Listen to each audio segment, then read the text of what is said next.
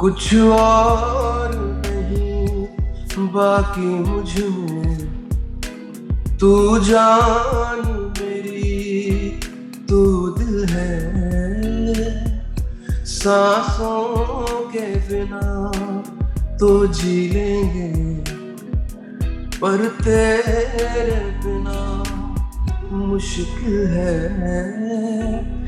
किस्मतें तेरी मेरी जुड़ी है, मेरे हाथों में रब ने लिखी है। तेरी गलियां गलियां तेरी गलियां मुझको भावे, गलियां तेरी गलियां, तेरी गलियां गलियां गलियां यूं ही तड़पावे, गलियां तेरी गलियां।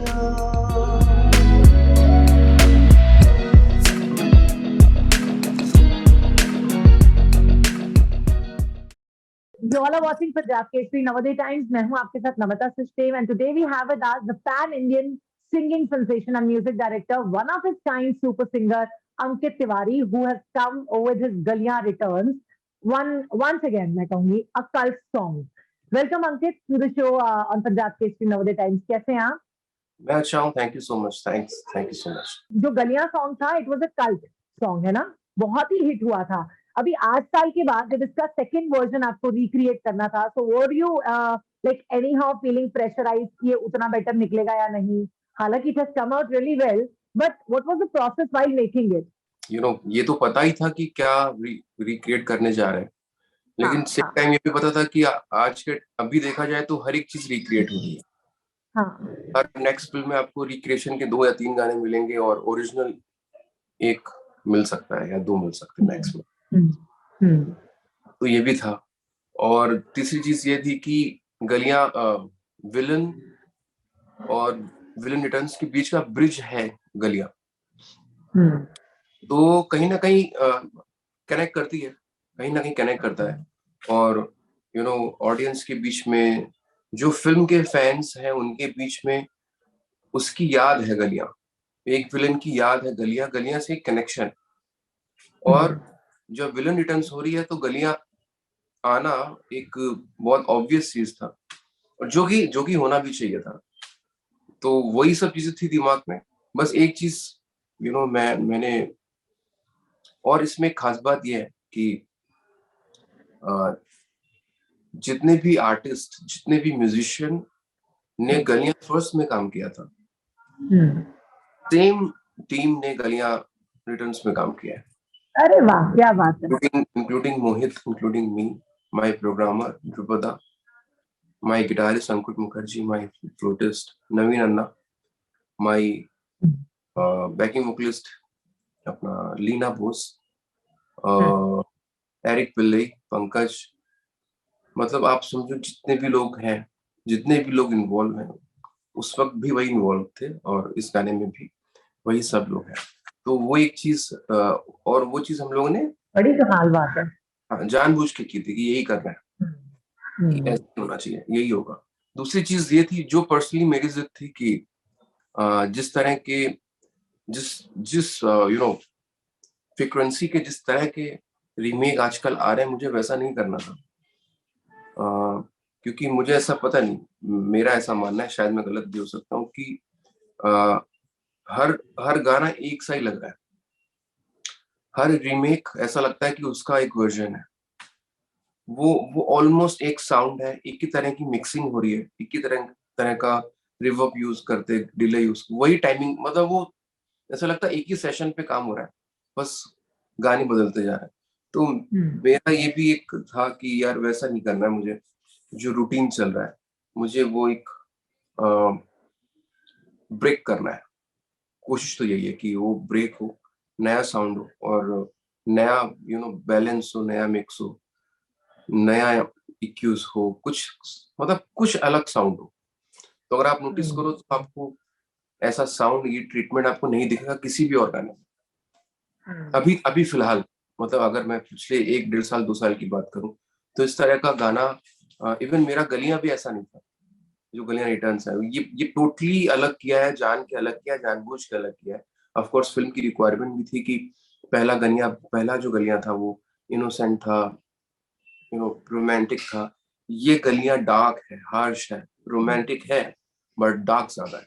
So your fans would love to like listen that song from you. वो चाहते हैं कि आप इससे शुरुआत करें पहले इंटरव्यू की, उसके बाद हम कोई और बात करें। तो पहले एक बार गलियां हो जाए, दिस लेकिन वर्जन, गातो गाना। इंटरव्यू की शुरुआत तो बातों से कर दी। अरे वाह, वो तो कर ही दी, वो तो पूछना ही था ना मुझे। मैं चाह तो रही थी कि मैं गलियां से शुरू करूं, बट कोई बात नहीं, देर आए दुरुस्त आए, आ तो गए। कुछ और नहीं बाकी मुझ में, तू जान मेरी, तू दिल है, सांसों के बिना तो जी लेंगे, पर तेरे बिना मुश्किल है। किस्मतें तेरी मेरी जुड़ी है, मेरे हाथों में रब ने लिखी है। तेरी गलियां गलियां तेरी गलियां मुझको भावे, गलियां तेरी गलियां, तेरी गलियां गलियां गलियां गलियां यूं ही तड़पावे, गलियां तेरी गलियां। Wow, wonderful, thank you so much. गला खराब होने के बावजूद भी आपने अपने फैंस के लिए हमारे लिए गाना गाया, थैंक यू वंस अगेन। और इतनी सोलफुल, इतनी मेस्मराइजिंग वॉइस है आपकी कि when we listen to you ना, we go deeper deeper deeper into that. हमें एक डीप डाइव लगाना पड़ जाता है उसके अंदर, मतलब कमाल। आप जब भी गाते हैं ना तो एकदम रूहानी गाते हैं। थैंक यू सो मच, दिल से थैंक यू। ये चीज आई थिंक मैं आपसे पता नहीं पहले मिला हूं कि नहीं कभी। अगर हम पहली बार भी मिल रहे हैं तो पहली मैं बार।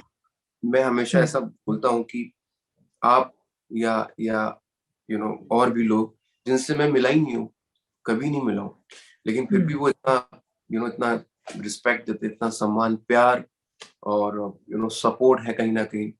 कि मेरा गाना बहुत दिनों बाद रिलीज हुआ है। मैं कुछ और चीजों में बिजी था, जो भी है। तो इतने वक्त बाद ये गाना आया और फिर भी इतना प्यार और रिस्पेक्ट आप लोग देते हो, तो वो आई थिंक अनकंडीशनल लव जिसको बोलती है वो है। उसके लिए मैं पता नहीं, मैं थैंक यू भी बहुत छोटा है, बहुत सारा प्यार बस यही बोल सकता हूँ। नहीं, वो तो आपके फैंस हमेशा से देते हैं आपको, but you deserve that respect and that love, I believe, है ना? Thank you. तो मैं ये भी जानना चाहूंगी अंकित, जब आप गाते हो तो वो दिखता है, वो म्यूजिक के लिए आपका प्यार दिखता है। And since you belong to a musical family also, आपके फादर, आपकी मदर भी म्यूजिक से काफी लाइक उनका बहुत अच्छा जुड़ाव रहा है। So how did that help you becoming like coming into this industry और becoming a singer? May I ask you? Yeah of course, so I am from Uttar Pradesh, UP, I know. Kanpur. और my my mom was a she is a devotional singer, but अभी तो मतलब अभी ऐसे shows नहीं करती हूँ, आराम करती है, घर पे रहती है। My dad was a banker and my mom she used to sing. जागरण समझते हो आप? जागरण समझते हो? बिल्कुल बिल्कुल, हमने अपने घर में करवाया भी है काफी बार। हाँ, तो जागरण करती थी मेरी मम्मी, और करती थी मतलब अपने बचपन से। मेरी मम्मी जब छोटी थी हम्म। तो मेरे नाना के यहाँ के उधर से 3 महीने थी, 3 महीने है मेरी मॉम। तो मौसी, बड़ी मौसी, छोटी मौसी और मेरी मम्मी, ये तो वो एक वो था, मतलब तीन शुक्ला है तो शुक्ला जी की 3 लड़कियां साथ में गाती हैं, ऐसा था। हाँ, हाँ, अच्छा, ओके ओके। तो वहीं पे फिर धीमे धीमे छोटे से बड़ी हुई, शादी हुई, और शादी के बाद वो चीजें कंटिन्यू हुई कि बैनर चेंज हो गया। मतलब पहले नाना के उधर होता था, फिर अब पापा के साथ शुरू हुआ। वो भजन का वो कंटिन्यू रहा, स्पेशली जागरण। जागरण रात भर का होता है एक्चुअली, और जागरण होती भी हाँ। चौकियां होती है, माता रानी की चौकी होती है। तो चौकी हम्म। जागरण ये रहा, ये चलता रहा। और ऐसा बोलते हैं, अभी बोलते ही हैं क्योंकि मैं तो बहुत ही छोटा था कि जब मैं पेट में था तब मम्मी जागरण कर रही थी उस अच्छा। वक्त। तो म्यूजिक मुझे आया, मतलब आई थिंक वहीं से आया है, जो जो जो वेरी स्टार्ट नाइस।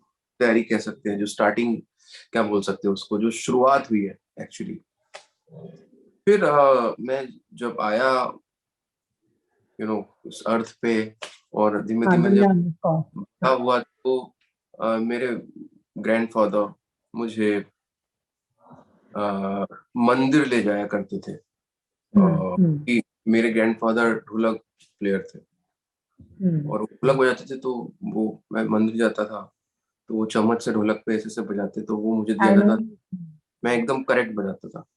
तो अच्छा। एक्चुअली हाँ, देखा जाए तो मेरी शुरुआत बहुत पहले से हो गई थी, बट घर पे माहौल भी रहा वैसा कि रिहर्सल हो रही है, भजन की रिहर्सल हो रही है, जागरण हो रहा है, नवरात्रे आ रही है, तो बढ़ जाती थी प्रैक्टिस। तो मैं जाता पढ़ाई करता था, जाता था, देखता था, सबको मिलता था, सब इंस्ट्रूमेंट्स, साउंड, ये सब। तो वो छोटी छोटी जो बेसिक चीजें होती हैं कि कौन क्या है, ये कीबोर्ड है, ये ढोलक है, वो ड्रम्स है, वो परकशन, वो धीमे धीमे धीमे शुरू हुआ। और फिर मैं इन्वॉल्व हो गया, मुझे अच्छा लगने लगा, मैं अपना टाइम पास म्यूजिक रूम में करने लगा। ये चला, ये लंबा चला, और मैं इन्वॉल्व रहता था हर वक्त। फिर एक टाइम ऐसा आया जब मैं ऑफ कोर्स बड़ा हुआ, एक टाइम ऐसा आया कि मेरे पेरेंट्स ने रियलाइज किया कि ये तो ठीक है कि मेरा बच्चा टैलेंटेड है, बट इसको सिखाना चाहिए। मैंने क्योंकि सीखा नहीं था तब तक, तो फिर मैंने सीखना शुरू किया। और फिर सीखते सीखते सीखते चीजें फिर तो मतलब एजुकेशन आप लेते हो और समझते हो, और चीजें समझ में आती हैं, प्रैक्टिकल और दोनों तरफ से। वाइवा जो वो दोनों तरह की चीजें चल रही थी, मतलब मेरी पैरेलली चल रही थी। हम्म। और उस्ताद जी कौन रहे आपके? मेरे उस्ताद जी पंडित विनोद कुमार द्विवेदी जी, हम्म। शंकर लाल भट्ट साहब। मैंने एक्चुअली अलग अलग लोगों से वेरी नाइस। सीखा। सेन दादा थे, मतलब इज नॉट देयर। तो इतने मैंने अलग अलग सीखा। मैंने पियानो की क्लासेस अलग ली। हम्म। उनका सर का राज नाम था, राज सर का नाम था जी, कानपुर में। कीबोर्ड्स, बेसिक कॉर्ड्स कैसे क्या होते हैं वो, और वोकल्स क्लासिकल मैंने सीखा पंडित विनोद कुमार द्विवेदी जी से। लाइट वोकल दादा सेन शंकर लाल भट्ट, जो फिल्मी गाने, जो भी टेक्निक होती है। तो ऐसी जर्नी है, फिर करते करते करते करते बॉम्बे आया फिर When did you finally. get मतलब how did you get your first break in Bombay? मैंने रेडियो पे एज अ प्रोडक्शन हेड भी काम किया ग्वालियर में, Okay, okay. रेडियो स्टेशन पे।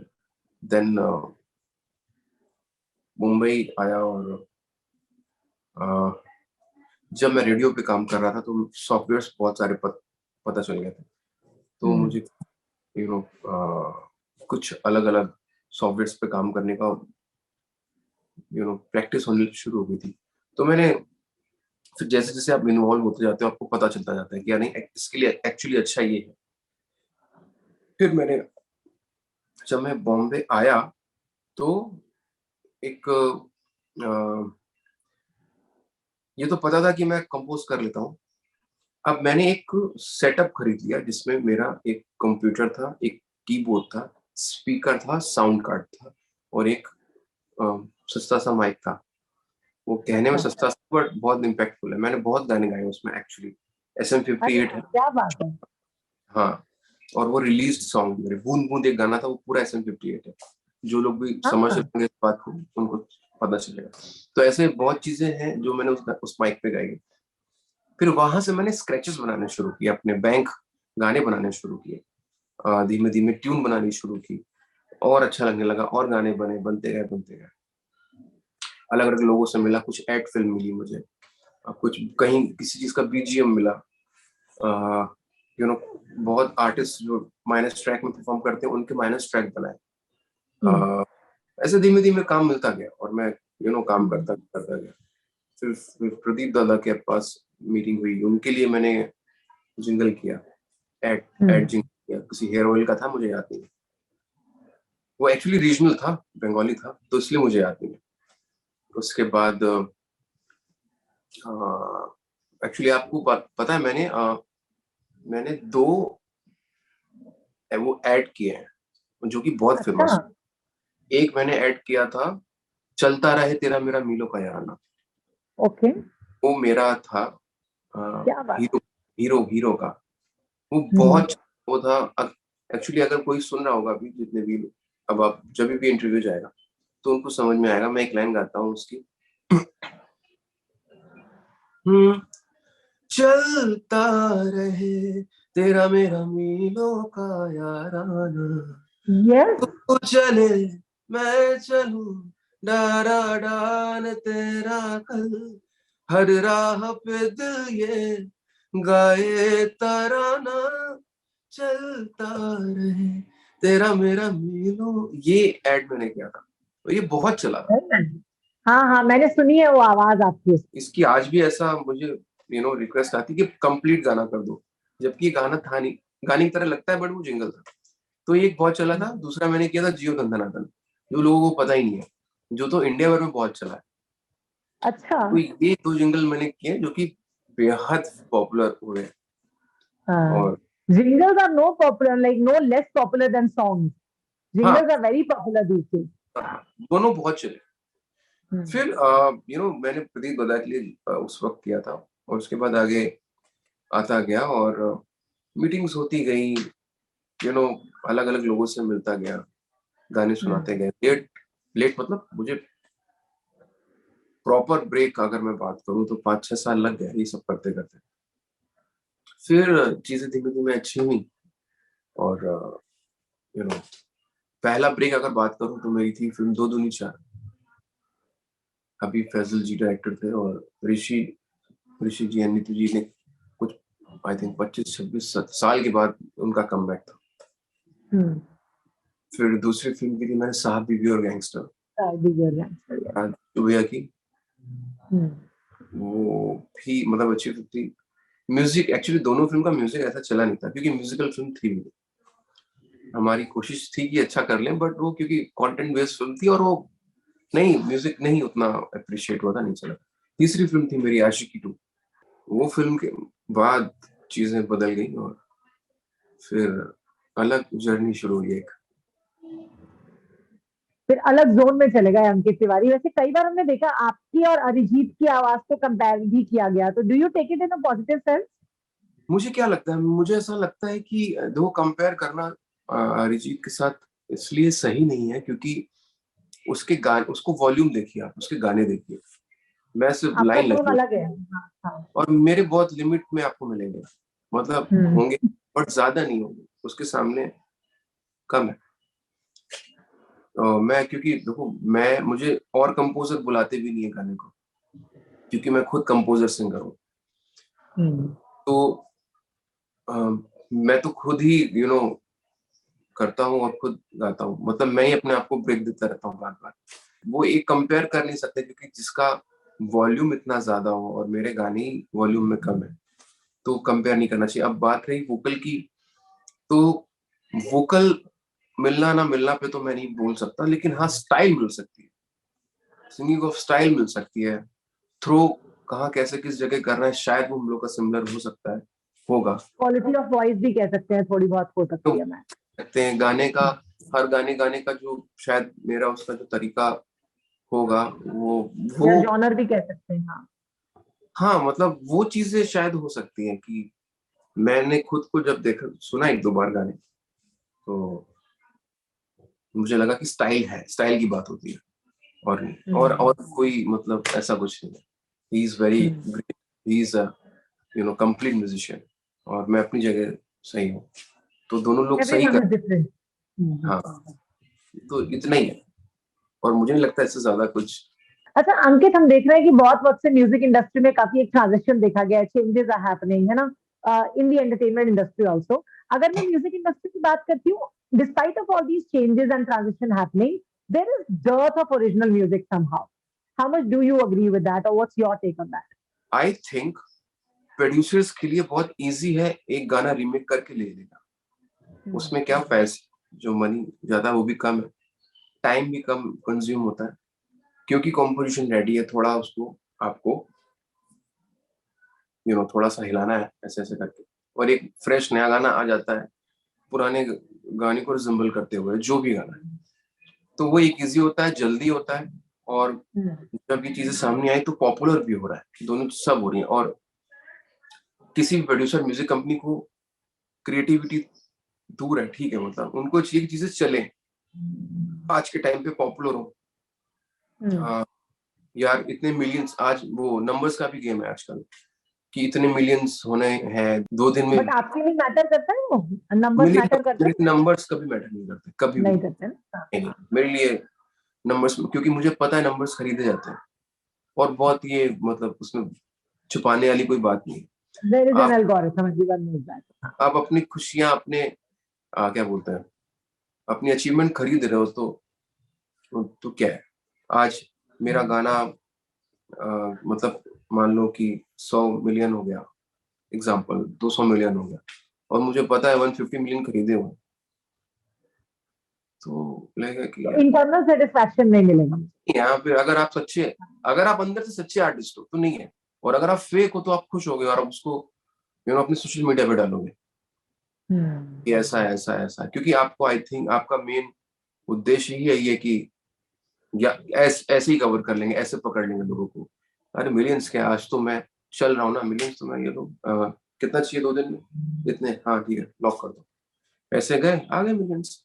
How would you want to get remembered in the hearts of people? मतलब ये मुझे लगा कि मुझे आपसे पूछना चाहिए। यार मैं तो चाहूंगा कि जब भी कोई मेरा नाम ले, या इंटरव्यू कट होने के बाद आप नाम लो, तो आपके चेहरे पे ऐसी स्माइल रहे, that's it। इससे ज्यादा क्या चाहिए। क्या बात है, थैंक यू। वैसे तो वेल, म्यूजिक का हर किसी की जिंदगी में बहुत इंपॉर्टेंट रोल होता है अंकित, मेरी भी है, आपकी भी होगा। आपको लगता है कि any way music has changed the perception, the way you think in your life, और it has impacted way in any sense in your life? As a person, yes. Of course, आपको म्यूजिक तो एक मतलब वो तो आपको day by day सिखाता जाता है, और आप आप मैच्योर होते जाते हो। म्यूजिक में एक मतलब एक माइनस पॉइंट भी है कि जितना आप मैच्योर होते हो, उतना आप समझते हो, उतना आप सीखते हो, तो उतना ही आप बहुत समझदारी वाला म्यूजिक करते हो, जो कि अच्छा नहीं है। अच्छा, ऐसा भी होता है? आप जितना इनोसेंट रहोगे ना, उतना ही आपको लगेगा कि हाँ यार, मतलब वो बच्चा होना जरूरी है, एक नॉटी हाँ। नॉटी नॉटीनेस होना एक जरूरी है। क्योंकि जब आप पहली बार, जैसे मैं, अगर पहली बार जब मैं कर रहा था चीजें, तो ना ही फेम का डर था, ना ही फेलियर का डर था, ना ही स्टारडम क्या होता है ये पता था, सेलिब्रिटी कैसे क्या करते होंगे ये भी नहीं पता था। अपना तो ये था कि गाना बस करना है। वो चीज जब खो जाती है, जब आपको पता चल जाता है कि आप स्टार बन गए हो, आपके पास स्टारडम, आपका घर अच्छा है, आप आपके पास इतनी कार है, इतने फैंस, जब भी आपको पता चल जाता है, तो वो इम्पैक्ट करता है। अब मैं अगला गाना ऐसा बनाऊंगा, ऐसा, आप मेरे इतने फैंस हैं, वो पता चल गया। उस वक्त तो कुछ था ही नहीं ना, तो आप बहुत जेन्युइन कर रहे हो, जो कुछ भी कर रहे हो ना, बहुत जेन्युइन, क्योंकि दिल में एक उम्मीद है यार, मैं बस यहाँ पे कुछ करने आया हूँ। आप हाँ। क्योंकि हार जाओगे तो किसको कुछ पता नहीं चलने वाला, जीत जाओगे, अचीव कर लोगे, तो उसकी खुशी होगी। तो उसके लिए आप अलग ही कर रहे हो, तो अलग ही कुछ कर रहे हो। तो मुझे भट्ट साहब ने बड़ी अच्छी बात बोली थी कि एक मेरे साथ एक फिल्म, एक गाना मुझे याद है, तू जो है तो मैं हूँ, मेरा एक गाना है।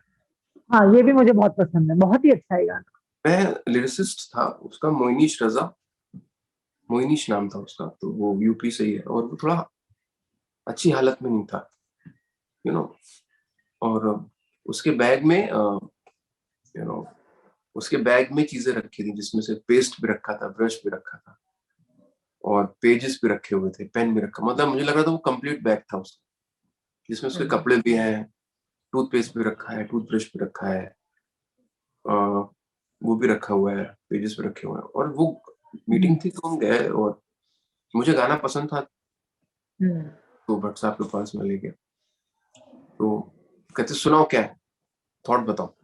तो उसने निकाला कागज, और कागज जो था वो, क्या बोलते हैं उसको, मुड़ा हुआ था, स्क्वीज था। उसने क्रश एकदम। किया उसने ऐसे ऐसे करके, और पढ़ा तो थोड़ा-थोड़ा उसको डर लग रहा था, क्योंकि अचानक से भट्ट साहब के सामने और थोड़े-थोड़े आँखों में आँसू भी थे।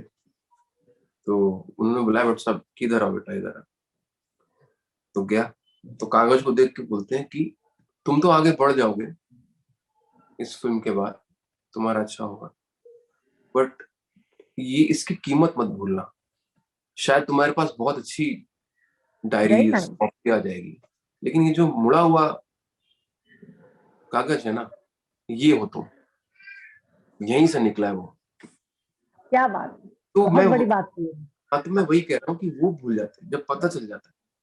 तो जितना आप मैच्योर होते जाते हो, जितना आप सीखते जाते हो, जितना आप समझते जाते हो, उतना आप सँभलने लगते हो। हुँ, तो सँभलना थोड़ा भारी पड़ जाता है। तो हुँ। मैं अभी कोशिश से भी कुछ होता नहीं है। बस है कि आप I am trying to do my best, that's it. Absolutely, और वो आप करते चले जाएँगे। वैसे आप इतने खूबसूरत गाने आप गा चुके हैं, बना चुके हैं, एंड आई विश आप आगे भी इसी तरह से हम सबको एंटरटेन करते रहें अपने गानों के साथ, ऐसे ही रूहानी गाने बना के। वैसे मैं चलते-चलते तू जो है ज़रूर सुनना चाहूँगी, इफ यू एग्री, अगर आपका गला थोड़ा बेटर आप फ़ील कर रहे हैं तो। कौन-सा? हुँ, हुँ, तेरी साँसों की साँस में जो हूँ तो मैं हूँ, तेरे ख्वाबों की आँच में जो हूँ तो मैं हूँ, तेरे होने से ही मेरा होना है, तुझको खोना जैसे खुद को खोना, तू जो है तो मैं हूँ, यूँ जो है तो मैं हूँ। Thank you. क्या बात है! Very nice, very nice. Thank you so much Ankit for talking to us. Such a like lovely voice you have. Thank you so much once again, and thank you so much.